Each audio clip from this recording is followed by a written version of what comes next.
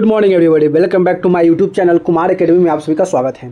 तो चलिए फ्रेंड्स, आज हमारे चैनल पर देख रहे हैं कुमार एकेडमी और आज हम इस चैनल पे कराने वाले हैं क्लास 10th का बिहार बोर्ड का हिंदी कराने वाले हैं। क्या है?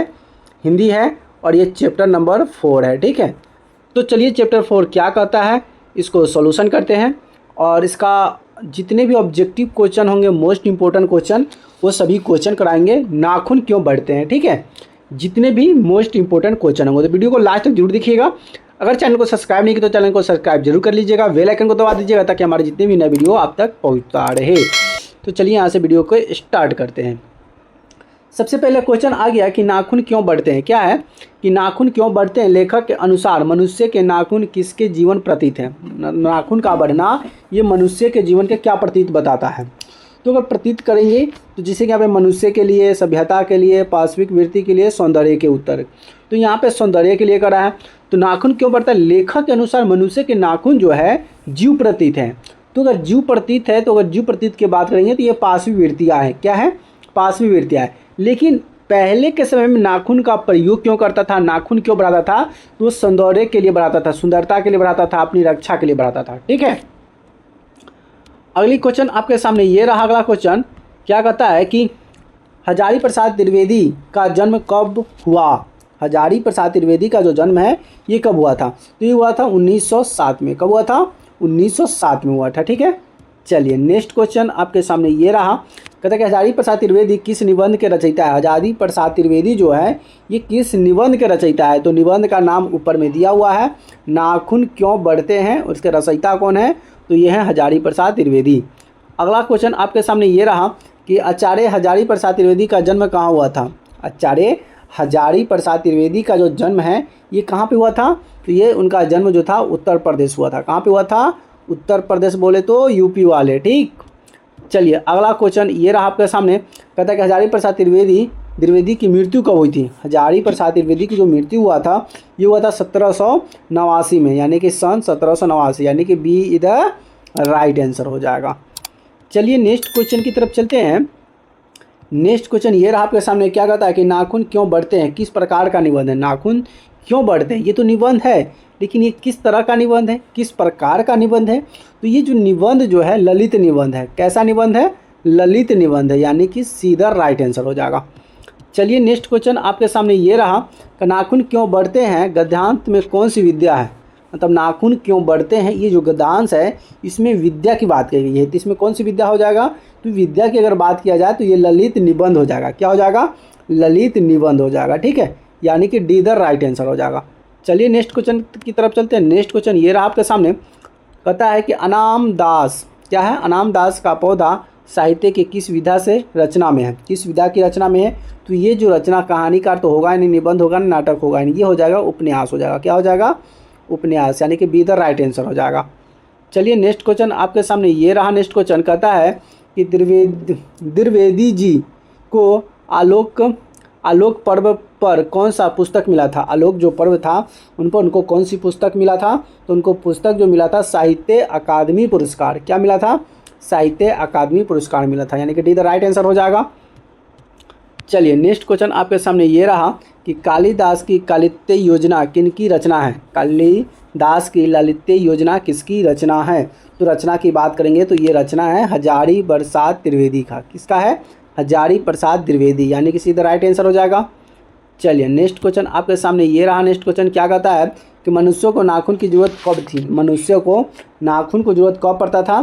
तो जब वो जंगल में रहा करते थे। जंगल में नाखून बढ़ाना अपनी रक्षा के लिए, अपनी सुरक्षा के लिए जंगल में जब थे तो उन्हें नाखून की जरूरत पड़ती थी। शिक्षित जीवन में नहीं, अशिक्षित जीवन में नहीं, विकसित जीवन में नहीं, वो जब जंगली जीवन बिताते थे उस समय नाखून बड़ा बड़ा रखते थे ताकि अगर जीव जंतु हमला करे तो उससे वो लड़ा सके, अपनी सुरक्षा कर सके। आसुरों के पास नहीं थे। आसुरों के पास क्या नहीं थे? तो आसुरों के पास विद्या, शक्ति, युद्ध कौशल तो था ही, लेकिन लोहे के अस्त्र नहीं थे। विद्या भी था, शक्ति वह था, युद्ध कौशल भी था, लेकिन लोहे की अस्त्र नहीं था। नेक्स्ट क्वेश्चन ये रहा। नेक्स्ट क्वेश्चन कि नखधर मनुष्य किस प्रकार भरोसा करके आगे की ओर चल पड़ा? नखधर मनुष्य जो थे ये किस प्रकार के भरोसा करके आगे की तरफ ये चल पड़ते हैं? तो ये एटम बम पर, किस पर? भरोसा करके, तो एटम बम पर भरोसा करके वो आगे की तरह चल देते हैं, यानी कि डी इधर राइट आंसर हो जाएगा। चलिए नेक्स्ट क्वेश्चन आपके सामने ये रहा। नेक्स्ट क्वेश्चन क्या कहता है कि दधीची का हड्डी से क्या बना था। दधीची के हड्डी से बनाया गया था, लेकिन दधीची के हड्डी से क्या बनाया गया था, तो इंद्र का वर्ज बनाया गया था। क्या बनाया गया था, इंद्र का वर्ज बनाया गया था, ठीक है, यानी कि बी द राइट आंसर हो जाएगा। चलिए नेक्स्ट क्वेश्चन आपके सामने ये रहा कि काम सूत्र किसकी रचना है। काम सूत्र एक लिखा हुआ निबंध है, ठीक है, रचना लिखा गया है, किसके द्वारा लिखा गया है, तो ये वात्स्यायन के द्वारा। किसके द्वारा, वात्स्यायन के द्वारा लिखा गया, यानी कि इधर राइट आंसर हो जाएगा। चलिए नेक्स्ट क्वेश्चन की तरफ चलते हैं। नेक्स्ट क्वेश्चन ये रहा आपके सामने कि पहल के मनुष्य, यानी कि पहले के मनुष्य नाखून क्यों बढ़ाते थे। सबसे पहले बताएं कि अपनी सुंदरता के लिए भी और अपनी रक्षा, दूसरों से अपनी रक्षा करने के लिए भी बढ़ाते थे। लेकिन यहाँ पे पूछा कि मनुष्य ने पहले के मनुष्य सबसे पहले जो नाखून बढ़ाते थे अपनी रक्षा करने के लिए, अपनी रक्षा के लिए वो नाखून बढ़ाते थे, बड़ा बड़ा नाखून रखते थे।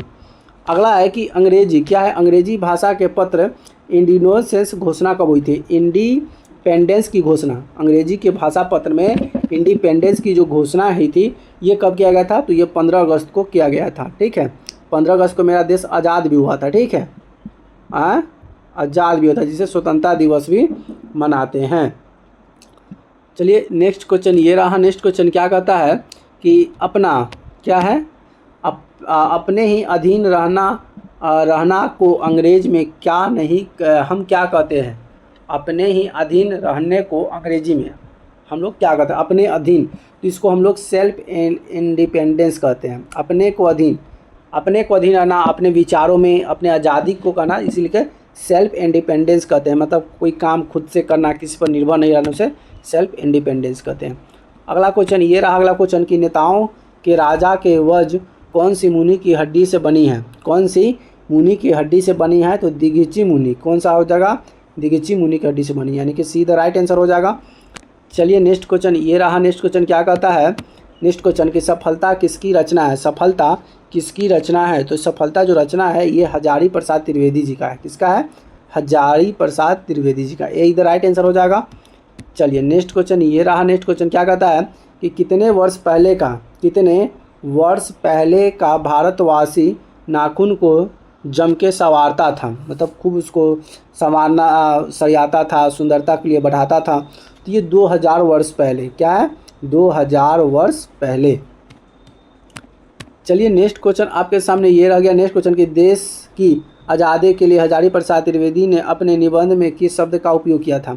देश की आज़ादी के लिए हजारी प्रसाद त्रिवेदी जी ने अपने निबंध में कौन सा शब्द का प्रयोग किए थे, तो वो शब्द था स्वाधीनता। क्या था, स्वाधीनता का प्रयोग किए थे, यानी कि बी इधर राइट आंसर हो जाएगा। चलिए नेक्स्ट क्वेश्चन आपके सामने ये रहा। नेक्स्ट क्वेश्चन क्या कहता है कि कौन नाखून को जिलाए जा रहा है।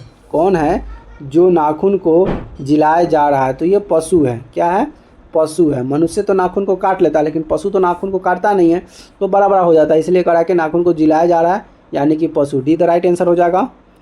चलिए नेक्स्ट क्वेश्चन आपके सामने ये रहा। नेक्स्ट क्वेश्चन क्या कहता है कि नाखून क्यों बढ़ते हैं, निबंध में लेखक ने किस बूढ़े का जिक्र किया है। नाखून क्यों बढ़ते हैं, निबंध में किस बूढ़े का जिक्र किया गया है। तो बूढ़ा की बात करेंगे तो बूढ़ा कौन सा है, तो बूढ़ा है महात्मा गांधी। कौन से है, महात्मा गांधी, यानी कि सीधा राइट आंसर हो जाएगा।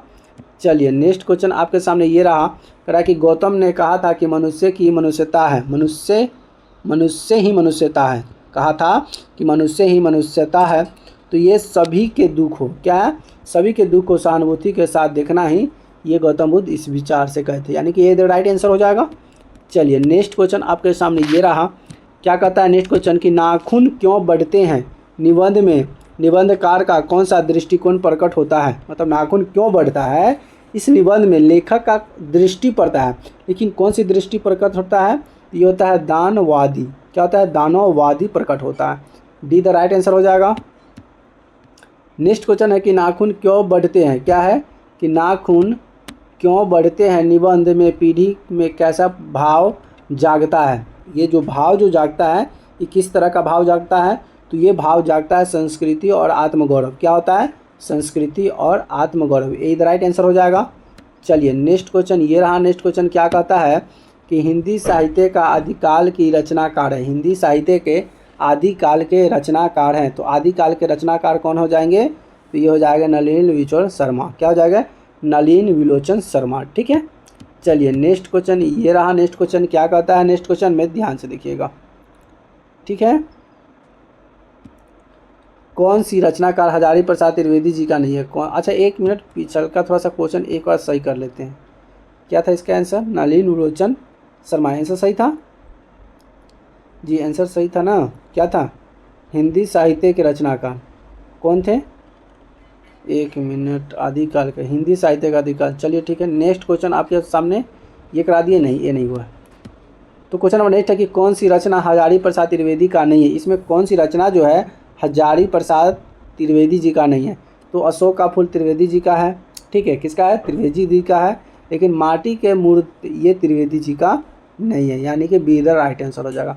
चलिए लास्ट और आखिरी क्वेश्चन इस टॉपिक का आ गया। लास्ट और आखिरी क्वेश्चन आपके सामने कि त्रिवेदी जी ने निर्लज अपराधी किसे कहा है? निर्लज, देखिए 2021 में ये क्वेश्चन पूछा गया है। 2021 के फाइनल एग्जाम में ये क्वेश्चन पूछा गया है। क्या पूछा गया है कि द्विवेदी जी ने निर्लज अपराधी किसे कहा है? तो इसका आंसर का जो जवाब है आपको कमेंट में देना पड़ेगा, क्योंकि इसका ऑप्शन जो है मोस्ट इम्पोर्टेंट। हम एक तो काटेंगे ना, तो ये होगा और नहीं ये हो गया, बच गया बदमाशों में और चोर नाखूनों को। तो आपको इसका कमेंट में आंसर देना है। देखते हैं कितने बच्चे इसका कमेंट में आंसर देते हैं, और जिसका कमेंट में आंसर सही देगा उसको हमारी तरफ से PDF हिंदी का फ्री दे देंगे, ठीक है। तो चलिए वीडियो यहीं तक करते हैं एंड। फिर मिलेंगे नए वीडियो में नए टॉपिक के साथ। अगर हमारे चैनल को अभी सब्सक्राइब नहीं किए तो प्लीज़ चैनल को पहले लाइक कर दीजिए, वीडियो को अपने दोस्तों के फ्रेंड शेयर जरूर कर दीजिए, और चैनल को सब्सक्राइब नहीं तो प्यारा सा सब्सक्राइब जरूर कर दीजिएगा। फिर मिलेंगे नए वीडियो में नए टॉपिक के साथ। तब तक के लिए जय हिंद, वंदे मातरम।